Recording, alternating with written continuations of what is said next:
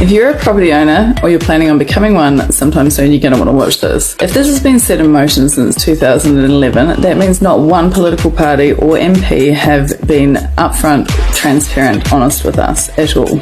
Not National, Labour, the Greens, not even Winnie. And most certainly neither have been your mayors and local councillors who you voted in for local government. Remember that little New World Order thing we keep hearing, you'll own nothing and be happy? This is it starting to unfold.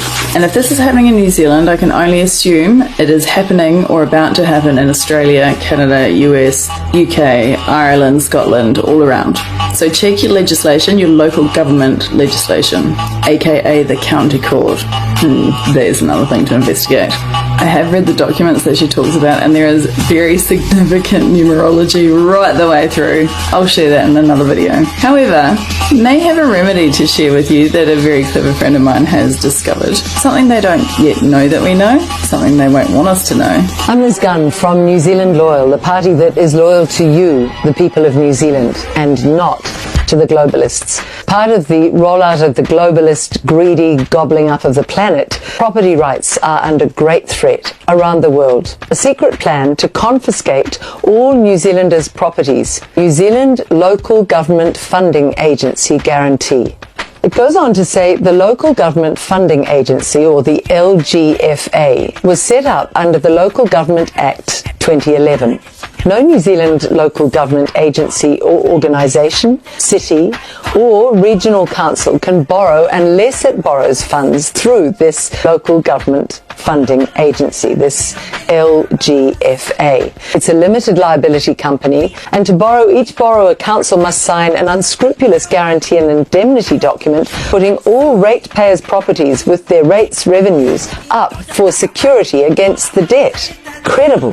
If any local government debt in the future becomes what's deemed unsustainable, or if a council defaults on its debt, then the overseas bankers can extract what is owed by way of extortionist rates rises from all ratepayers. And if those ratepayers can't pay, the bankers can sell or confiscate the ratepayers' properties, homes, farms, and anything else to recover the debt, which incidentally is growing enormously by the day to the point where it's completely out of control. This right now means we're living under a tyranny already. New Zealand Loyal understands what is going on.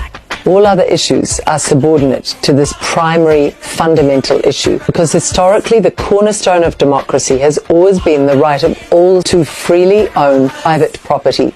And whenever this has been removed, as it has been in this guarantee, although most people are completely unaware of this, then you are living in a fascist or a communist dictatorship.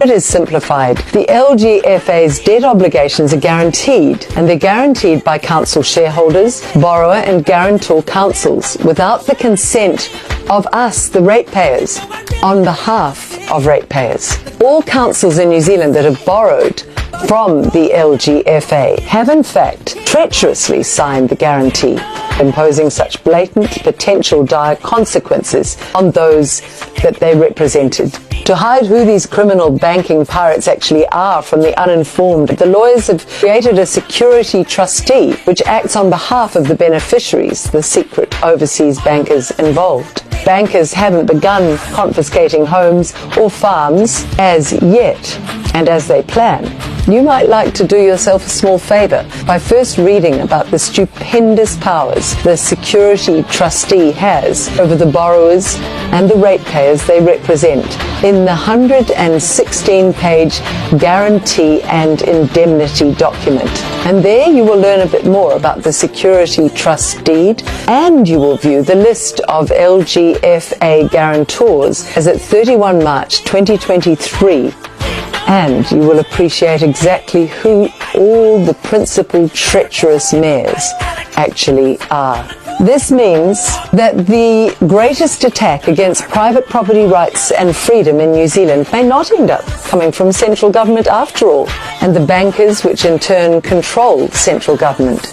It may very well come from the most unlikely candidate, your friendly local government councillor or mayor, someone you thought was a good guy, someone you voted for and thought was acting in yours and your family's best interests.